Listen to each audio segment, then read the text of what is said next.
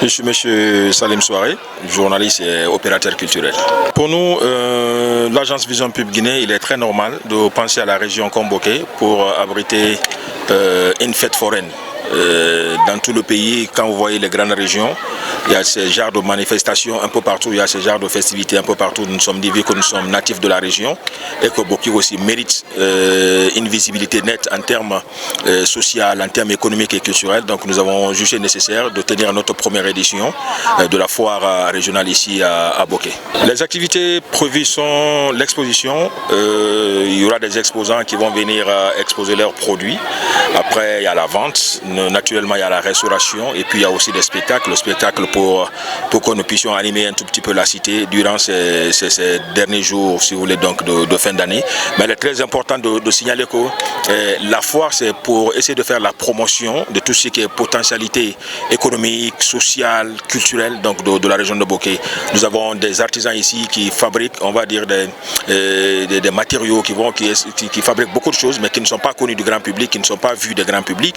Il n'y a que souvent des expatriés qui arrivent en fin d'année, qui achètent ces produits, les amener.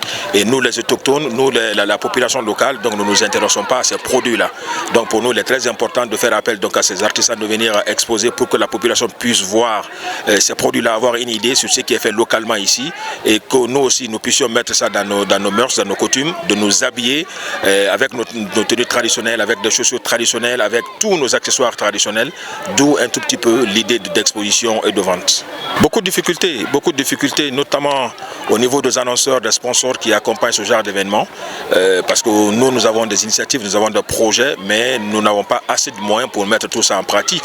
Donc si nous n'avons pas des sociétés, des sponsors, des partenaires, des mécènes qui nous accompagnent pour mettre tout cela en place, cela va sans dire que ça devient très très compliqué. Donc nous sommes dans ces difficultés-là, nous évoluons avec les moyens de bord, mais nous avons quelques sociétés qui nous ont accompagnés pour cette première édition, nous leur disons déjà d'ailleurs, nous allons profiter de votre caméra pour leur dire un grand merci. Donc moi je pense que c'est très important de les encourager, mais nous avons encore besoin de beaucoup d'accompagnateurs, ce qui va nous permettre d'élargir notre champ d'attraction, donc faire appel également à d'autres artisans qui sont dans les tréfonds des villages. Mais pour cette première édition, je pense que les difficultés, nous sommes en train de les surmonter petit à petit.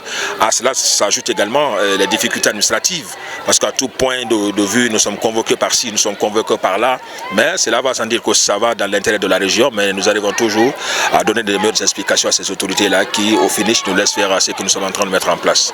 C'est de faire un appel à l'endroit de la population de la région de Bokeh, de soutenir massivement ce projet-là, de sortir massivement et surtout de vendre, venir voir ce que nos artisans mettent en place et que ce que Bokeh produit comme gastronomie également, la restauration.